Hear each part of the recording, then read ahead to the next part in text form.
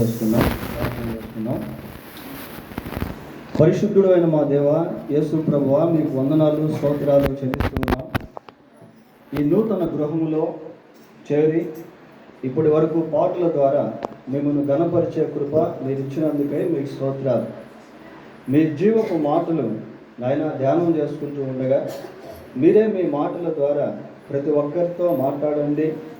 ఇక్కడ చేరి ఉన్నటువంటి ప్రతి ఒక్కరిని మీరు ప్రేమిస్తూ ఉన్నారు కనుక మీ ప్రేమను ప్రతి ఒక్కరూ గుర్తెరుగునట్టుగా కృపదయ చేయమని మా రక్షకుడైన యేసుక్రీస్తు ఉన్నతమైన నామంలో ప్రార్థన చేస్తున్నాము తండ్రి.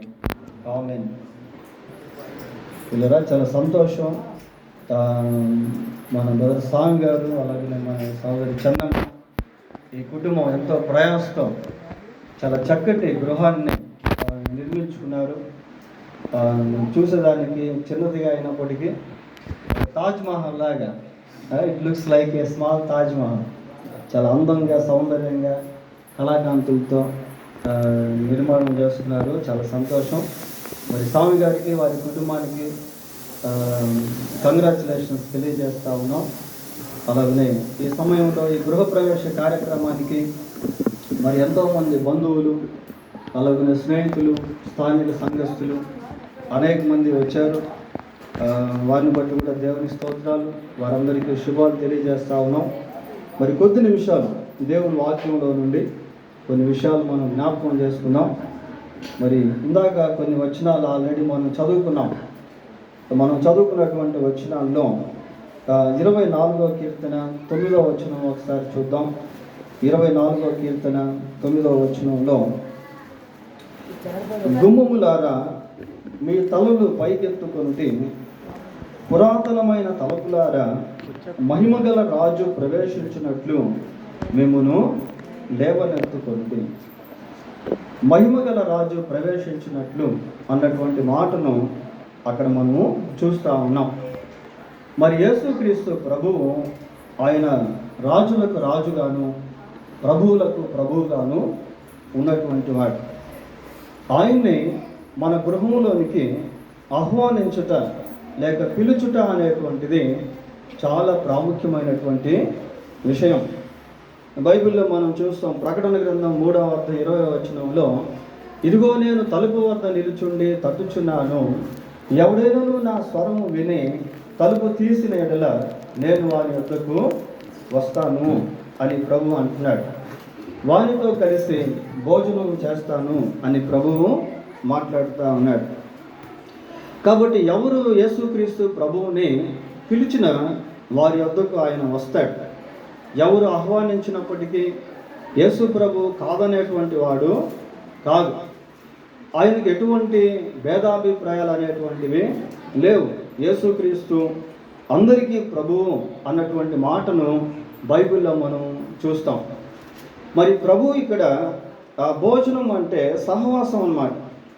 దేవునితో మనుషులు సహవాసం చేసినప్పుడు వారి జీవితాల్లో గొప్ప సంతోషాన్ని, గొప్ప సమాధానాన్ని, గొప్ప ఆనందాన్ని, ప్రశాంతతను అనుభవించేటువంటి వాళ్ళుగా ఉంటారు. యేసు ప్రభు అన్నాడు, నా శాంతిని మీకు ఇచ్చుచున్నాను అని చెప్పాడు. ఇంకా యేసు ప్రభు ఏమన్నాడు అంటే, మీ హృదయమును కలవరపడనియొద్దు, నా యందు విశ్వాసము ఉంచండి అన్నాడు. ఈ రోజుల్లో మనుషులు ఎంతోమంది వారి జీవితాల్లో ఎన్నో కలవరాలు, ఎన్నో భయాలు, ఎన్నో ఆందోళనలు, ఎన్నో టెన్షన్స్ అనేటువంటివి మనుషులు కలిగి ఉంటూ ఉన్నారు. అయితే ప్రభువు దగ్గరికి వచ్చినప్పుడు, యేసుక్రీస్తు ప్రభువుకి ప్రార్థన చేసినప్పుడు వాళ్ళ హృదయాల్లో గొప్ప సమాధానాన్ని, నెమ్మదిని, సంతోషాన్ని ప్రభువు ఇచ్చేటువంటి వాడుగా ఉన్నాడు. తర్వాత మనం ఇంకొక వాక్యాన్ని కూడా ఇందాక చదువుకున్నాం. 91వ కీర్తన 9-10 వచనాలు ఇందాక మనం చదివాం. ఏమనుంది అక్కడ?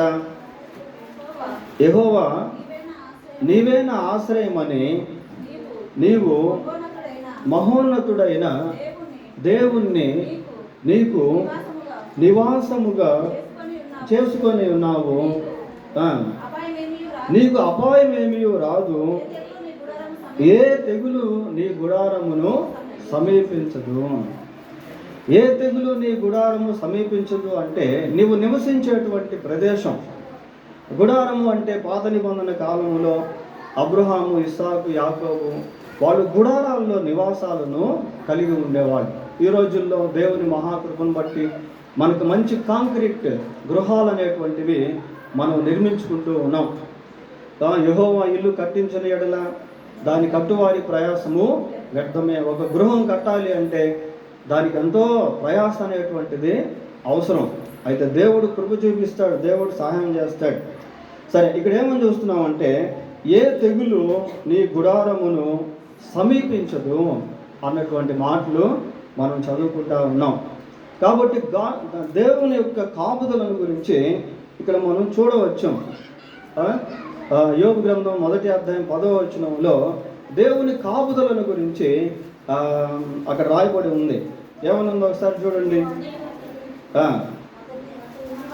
అతని ఇంటి వారికి అతని కలిగిన సమస్తమునకును చుట్టూ కంచె వేసితివి కదా. చూడండి, దేవుడు ఏం చేశాడు అంటే God has fenced it around the home, around the house. ఇంటి చుట్టూ కూడా కంచె వేసేసాడు. ఆ గృహంలో ఉన్నటువంటి వాళ్ళకి, ఆ గృహంలో వాళ్ళు ఏదైతే కలిగి ఉన్నారో దానికి, ఆ గృహానికి చుట్టూ ఏం వేశాడు? కంచె వేశాడు. కాబట్టి సాతానుడు ఇంకా లోపలికి ప్రవేశించలేకపోతా ఉన్నాడు. ఎందుకంటే దేవుని కంచె ఆ గృహానికి ఉంది కాబట్టి సాతానుడు బయటనే తిరుగుతూ ఉన్నాడు. చూడండి, మన చుట్టూ దేవుని యొక్క కంచె వేసినప్పుడు, మన గృహాల చుట్టూ దేవుని కంచె వేసినప్పుడు సైతానుడు బయట ఉంటాడు. సాతాను యొక్క కార్యాలు బయట జరుగుతూ ఉంటాయి, కానీ ఇంట్లోకి మాత్రం అవి ఏమాత్రము ప్రవేశించవు. అయితే ఏ సందర్భంలో ఈ మాట చెప్పబడింది అని అంటే, మరి యోబు దేవుని యందు భయభక్తులు కలిగి ఉన్నాడు కనుక యోబు యొక్క చుట్టూ, యోబుకు కలిగినటువంటి ఆస్తిని అంతటి చుట్టూ, యోబు యొక్క ఇంటి వారి చుట్టూ దేవుడు కంచె వేశాడు. కనుక దేవుని యందు భయభక్తులు కలిగి జీవించుట అనేది మానవ జీవితానికి చాలా ప్రాముఖ్యమైనటువంటిది. ప్రసంగి గ్రంథంలో ఏమని చదువుతాము అంటే, యెహోవా దేవుని యందు భయభక్తులు కలిగి జీవించుటయే మానవ కోటికి విధి అని ఉంటుంది. అంటే మనుషులందరూ కూడా దేవుని యందు భయభక్తులు కలిగి జీవిస్తూ ఉన్నప్పుడు వారి జీవితాల్లో అనేకమైనటువంటి మేలులు అనుభవిస్తూ ఉంటారు. చూడండి, సామెతల గ్రంథం 19వ అధ్యాయము, సామెతల గ్రంథం 19వ అధ్యాయము 23వ వచనాన్ని చదువుకుందాం. యెహోవా యందు భయభక్తులు కలిగి ఉండుట జీవ సాధనము. చూడండి, దేవుని యందు భయభక్తులు కలిగి ఉండుట ఎలాంటిదట? అది జీవ సాధనము. అది కలిగిన వాడు తృప్తుడై అపాయము లేకుండా బ్రతుకును. ఏ అపాయము నీ గుడారమును సమీపించదు. యోబు దేవుని యందు భయభక్తులు కలిగి ఉండుట వలన ఎటువంటి అపాయము యోబు యొక్క జీవితంలోనికి రాలేకపోతా ఉంది. పరీక్ష అది వేరు, ఆ కాన్సెప్ట్ వేరు. అయితే ఇక్కడ మనం ఏం చూస్తున్నామంటే దేవుని యందు భయభక్తులు కలిగి ఉండుట అనేది ఒక జీవ సాధన. అది కలిగినటువంటి వాడు తృప్తుడై there is a great satisfaction in the fear of God. దేవుని యందు భయభక్తులు కలిగి జీవించుటలో గొప్ప సంతృప్తి అనేటువంటిది ఉంది. ఇంకా ఏం చూస్తున్నాం అక్కడ? అపాయము లేకుండా బ్రతుకును. కనుక దేవుని యొక్క కాపుదల అనేటువంటిది మనకు చాలా అవసరం. ఇంట్లో ఉన్నటువంటి వారికి, వారి ఇంట్లో ఉన్నటువంటి వాటికి దేవుని యొక్క కాపుదల అనేటువంటిది చాలా అవసరం అన్న సత్యాన్ని ఈ వచనంలో మనం జ్ఞాపకం చేసుకుంటా ఉన్నాం. తర్వాత మూడవదిగా మనం గమనించినప్పుడు ఇంట్లో ప్రార్థనా వాతావరణం అనేటువంటిది కూడా చాలా అవసరం.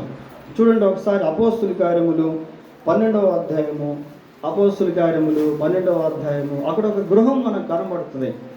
12వ అధ్యాయము 12వ వచనం చదువుకుందాం.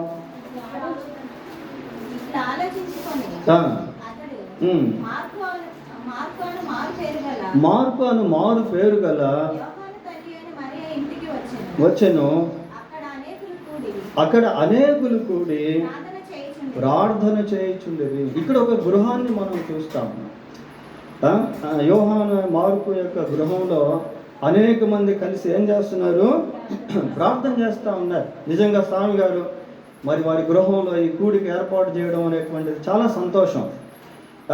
ఈ నూతన గృహంలో ఈ రీతిగా ప్రార్థన, యేసు ప్రభు యొక్క నామంలో ప్రార్థన చేసుకోవడం, దేవుని వాక్యాన్ని ప్రకటించడం ఈ కుటుంబానికి ఎంతో దీవెన. అది ఏ ఇంట్లో అయితే ప్రార్థన వాతావరణం ఉంటుందో ఆ ఇంట్లో ఉన్నటువంటి వాళ్ళు దేవుని యొక్క సన్నిధిని అనుభవించేటువంటి వారుగా ఉంటారు. ఆ ఇంట్లో ఉన్నటువంటి వాళ్ళు దేవుని యొక్క సన్నిధిని అనుభవించడం అంటే ఏంటి అని అంటే, ఆ సన్నిధిలో నిధులు దాగి ఉన్నాయి. ఎక్కడిద్దరు ముగ్గురు నా నామం నీకు భవించి వారి ప్రార్థన చేస్తారో వారి మధ్య నేను, God will be there where the people are praying.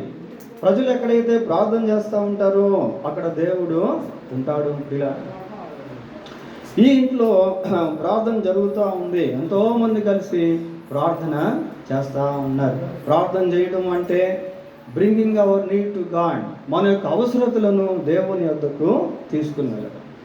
కుటుంబంలో ఏదైనా సమస్య వస్తే ఆ సమస్యను గురించి ప్రార్థన చేయడం. కుటుంబంలో ఏదైనా శోధన వస్తే ఆ శోధన గురించి ప్రార్థన చేయడం. పిల్లల గురించి ప్రార్థన చేయటం. భర్త గురించి ప్రార్థన చేసే భార్య ఉంటే ఆ భర్తకు అది ఎంతో దీవెన.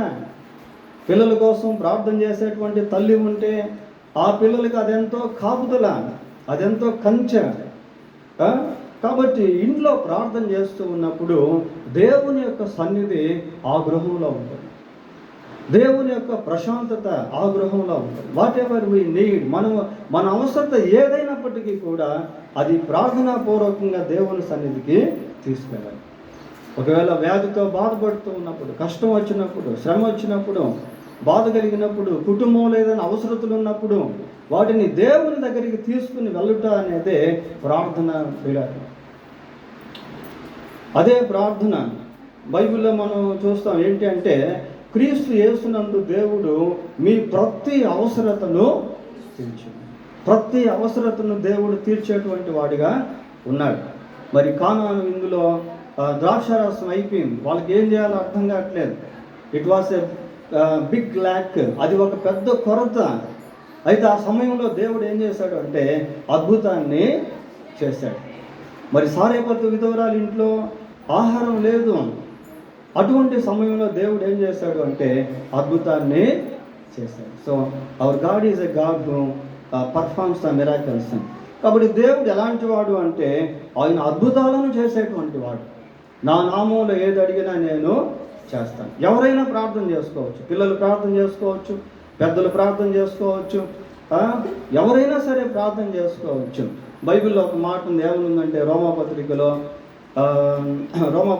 ఏమనుందంటే, మరి ఎవరు ప్రార్థన చేసినా దేవుడు వారి పట్ల కృప చూపుటకు ఐశ్వర్యవంతుడు. ఒక్క ప్రభువే అందరికీ ప్రభువు అయి ఉండి తనకు ప్రార్థన చేయ వారు అందరి ఎడల కృప చూపుటకు ఆయన ఐశ్వర్యవంతుడై. ఎవరు ప్రార్థన చేసినా దేవుడు వారికి సహాయం చేస్తాడు. ఆయన దృష్టిలో మతాలు, భేదాలు, కులాలు ఇలాంటివి ఏవి కూడా, తారతమ్యాలు, స్త్రీ పురుషులు, పేదవాళ్ళు, ధనికులు, చదువుకున్నటువంటి వాళ్ళు, చదువు లేనటువంటి వాళ్ళు, అటువంటి తారతమ్యాలు ఏమి ఉండవు. భేదాభిప్రాయాలు ఏమి దేవునికి ఉండవు. ప్రియులారా, ఎవరు ప్రార్థన చేసుకున్నా సహాయం చేస్తారు దేవుడు. మరి ఎంతోమంది వ్యాధిగ్రస్తులు ప్రభు సన్నిధికి వచ్చి ప్రార్థన చేసినప్పుడు వారు స్వస్థత నొందిన సందర్భాలు బైబిల్లో మనం కోకొల్లలు కనిపిస్తూ ఉంటాయి. కనుక ఇక్కడ ఏమని చూస్తున్నాము అంటే, మరి ఆ యొక్క మార్కు గృహంలో అనేక మంది కలిసి ప్రార్థన చేస్తూ ఉంటారు. అది ఆ కుటుంబానికి ఎంతో ఆశీర్వాదం. తర్వాత నాలుగవదిగా ఇంకొక మాట మనం చూస్తే సాల్వేషన్ ఎట్ హోమ్, కుటుంబంలో రక్షణ. కుటుంబంలో రక్షణ చూడండి. లూకాసు వార్త 19వ అధ్యాయము, లూకాసు వార్త 19వ అధ్యాయము 9వ వచనాన్ని చదువుకుందాం. అందుకు యేసు ఇతడును అబ్రహాము కుమారుడు, ఎందుకనగా నేడు ఈ ఇంటికి రక్షణ వచ్చి ఉన్నది. ఈ ఇంటికి ఏమొచ్చిందట? రక్షణ వచ్చి ఉన్నది. రక్షణ వచ్చి ఉన్నది. Salvation has come to the home. ఈ ఇంటికి రక్షణ వచ్చి ఉన్నది. చూడండి, కుటుంబంలో దేవుని యొక్క రక్షణ అనేటువంటిది చాలా ఇంపార్టెంట్. మరి రక్షణ గురించి ఆలోచన చేసినప్పుడు మరి దేని విషయంలో రక్షణ అని మనం ఆలోచన చేస్తే అది ఆత్మ సంబంధమైనటువంటి రక్షణ ప్రియులారా. బైబిల్లో ఒక మాట ఏముందంటే, ఏ భేదమును లేదు, అందరూ పాపము చేసి దేవుడు అనుగ్రహించి మహిమను పొందలేకపోవచ్చున్నారు. పాపం వల్ల వచ్చే జీతము మరణము అనండి. మరణం అంటే నరకము. ఈ లోకంలో మనం కొంతకాలం జీవించి తర్వాత మనం లోకాన్ని విడిచి వెళ్ళిపోతాం. కానీ మరణం అనేటువంటిది మానవ జీవితానికి అంతము కాదు ప్రియులారా, అది మరో జీవితానికి ప్రారంభం. మనలో ఒక ఆత్మ అనేది ఉంటుంది. మనం శరీరం ద్వారా చేసిన పాపములు అన్నీ కూడా ఆత్మను పట్టుకుంటాయి చనిపోయిన తర్వాత. కాబట్టి ఆత్మ ఆ పాపములను బట్టి ఎక్కడికి వెళ్ళిపోతుంది అంటే నిత్య నరకానికి వెళ్ళిపోతుంది. అదే మరణం అంటే. ఆత్మకి ఇంకా చావు లేదు.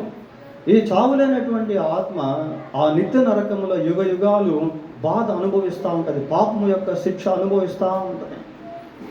మరి లోకంలో పాపం చేయనటువంటి వాళ్ళు ఎవరూ లేరు, అందరూ పాపం చేసి అని బైబిల్ సెలవిస్తాం. అయితే బైబిల్లో ఇంకొక మాట ఏముందంటే, పాపులను రక్షించుటకు క్రీస్తు యేసు లోకమునకు వచ్చాడు.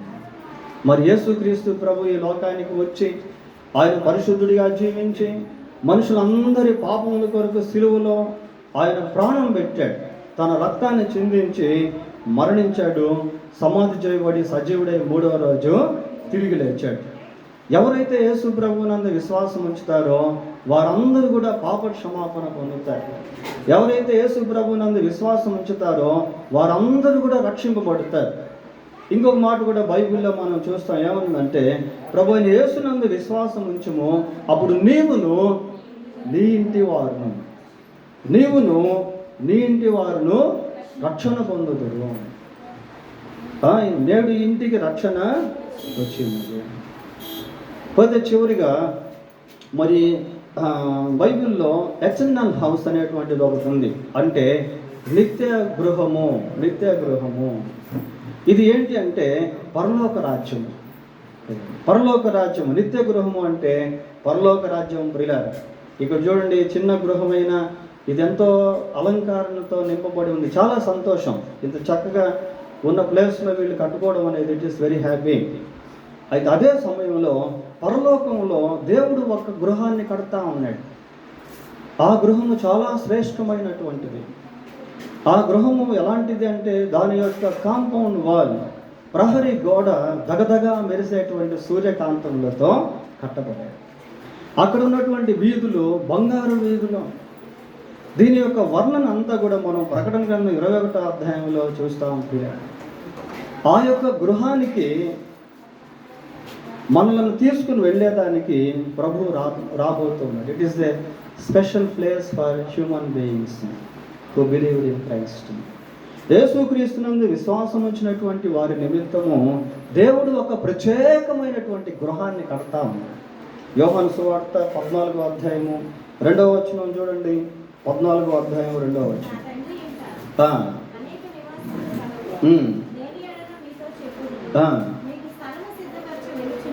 మీకు స్థలము సిద్ధపరచ వెళ్ళుచున్నాను, నేనుండు స్థలములో మీరును ఉండులాగున మరలా వచ్చి నా యొద్ద నుండుటకు మిమ్మల్ని తీసుకెళ్ళాలి. దేవుడు ఉండేటువంటి స్థలం ప్రియులారా, దేవుడు ఉండేటువంటి స్థలం ఎంతో శ్రేష్టమైనటువంటి స్థలం. ఆ స్థలం అసలు ఎలాంటిది అని అంటే ఇంకొక పిట్టు కూడా బైబిల్లో చూద్దాం. ప్రకటన గ్రంథం 21వ అధ్యాయము 3-4 వచనాలు. ప్రకటన గ్రంథం 21వ అధ్యాయము 3-4 వచనాలు.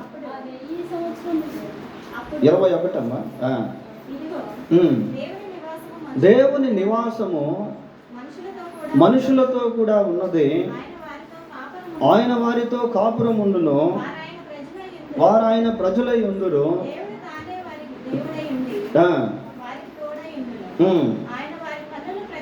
వారి కన్నుల ప్రతి బాష్ప బిందువును తుడిచివేయును, మరణం ఇక లేదట. దుఃఖమైనను ఏడుపైనను వేదనైనను ఇక. అది దేవుని యొక్క రాజ్యం, అది దేవుని యొక్క గృహం ప్రియులారా. కాబట్టి మరి దేవుడు ఒక ప్రత్యేకమైనటువంటి స్థలాన్ని సిద్ధపరుస్తూ ఉన్నాడు. అది పరలోక రాజ్యము. ఆ రాజ్యంలోనికి మనం ప్రవేశించాలి అంటే ఈ భూమి మీద ఉండగానే యేసుక్రీస్తునందు విశ్వాసం ఉంచి పాప క్షమాపణ పొందిన అనుభవాన్ని కలిగి ఉంటారు. అప్పుడు మరణం తర్వాత దేవుడు తన యొక్క రాజ్యంలోనికి తన యందు విశ్వాసం ఉంచినటువంటి వారందరినీ కూడా తీసుకెళ్తాడు. ఆ రాజ్యంలోకి మరణం ఉండదు, ఆ రాజ్యంలో కన్నీరు అనేటువంటిది లేదు, దుఃఖం అనేటువంటిది లేదు, వేదన అనేటువంటిది లేదు. అది శాంతి రాజ్యం, అది రమ్యమైనటువంటి రాజ్యం, అది మనోహరమైనటువంటి రాజ్యం, అది ఎన్నటన్నిటికీ అలాగే ఉండేటువంటి స్థిరమైనటువంటి రాజ్యం అంటున్నారు. కాబట్టి అటు కృప ఆ రాజ్యంలో ప్రవేశించేదానికి, అటు కృప ఇక్కడ వాక్యం ఉంచినటువంటి ప్రతి ఒక్కరికి దేవుడు దయచేయను గాక. ఆమేన్. ఇలా ప్రార్థన చేసుకుందాం.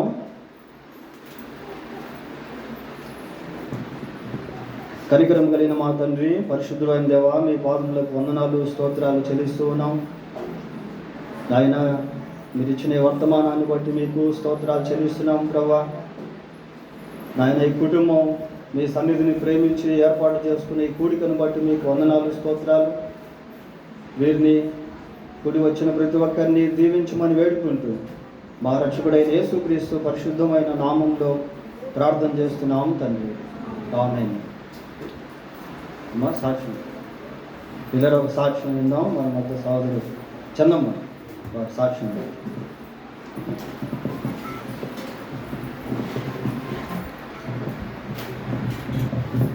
ప్రైజ్ లార్డ్, అందరికీ వందనాలు.